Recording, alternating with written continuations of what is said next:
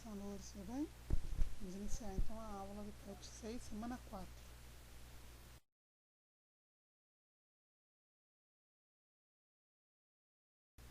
O tema da semana 4 do PET 6 é uma revisão sobre o Brasil Colônia, principalmente a Sociedade do Açúcar. Então ele vai relembrar parte do PET 4 e parte do PET 5.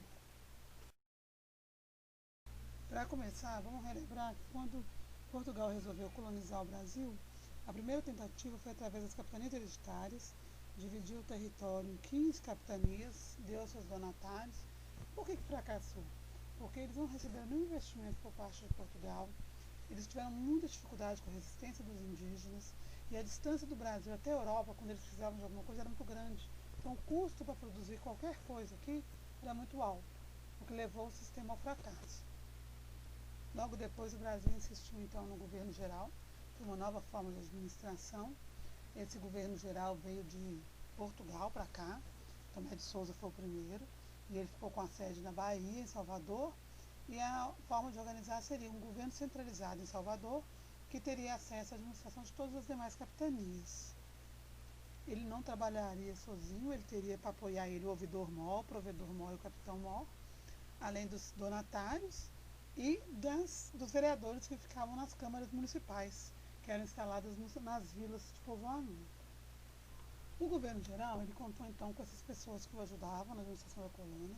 O provedor-mor era o responsável pela administração fazendária, quem olhava os recursos, quem cobrava os impostos. O ouvidor-mor era aquele que ouvia as pessoas, que cuidava da justiça, dos problemas coloniais. E o capitão-mor, que é como se fosse o chefe do exército. Ele tinha que garantir a defesa e a segurança da colônia. A gente precisa lembrar também que durante todo o período colonial existiu o que se chama Pacto Colonial, que era uma forma de administração da colônia e da metrópole, que garantia total lucro para quem colonizava. A metrópole nossa era Portugal, ela administrava a colônia, ela tratava de fornecer escravos, ela comercializava produtos, trazendo produtos manufaturados e levando os produtos e as matérias-primas daqui para fora, e ela enriquecia com essa exploração. A colônia, no caso do Brasil, fornecia matéria-prima e produtos agrícolas, fornecia metais preciosos e pedras, e comprava os produtos manufaturados, porque a gente só podia comprar de Portugal. Não podia ter comércio com nenhuma outra nação na época, por causa do Pacto Colonial. O Brasil, ao longo de sua colonização, ele passou por diversos produtos. Iniciou com o pau-brasil, depois veio o açúcar no Nordeste, que foi um dos principais produtos econômicos do Brasil. Depois teve a pecuária, a criação do gado, o algodão, a mineração, a borracha e drogas do sertão. Essas foram as principais economias durante o período do Brasil colônia. A colonização brasileira foi marcada pelo sistema de plantations, principalmente na produção do açúcar, que eram grandes extensões de terra com monocultura, com latifúndio, com escravidão e voltadas principalmente para a exportação.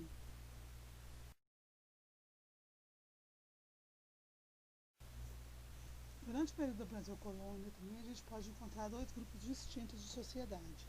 Nós tivemos a sociedade açucareira, baseada na escravidão, no poder da elite agrária, sociedade certificada, que quem nasceu escravo morreria escravo, quem nasceu senhor de engenho, família não teria o poder no engenho, e era liderada pelo senhor de engenho, que a gente chama de sociedade patriarcal. E tivemos também a sociedade mineradora, que era marcada mais por núcleos urbanos.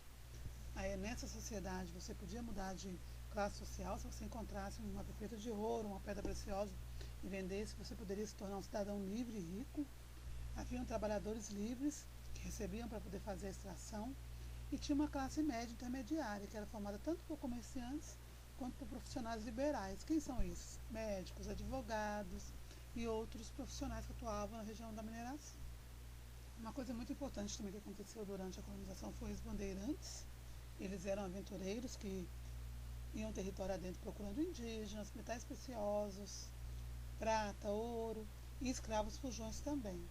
E tínhamos os entradas, que cumpriam o mesmo papel dos bandeirantes, porém eram financiados pelo governo, pela coroa.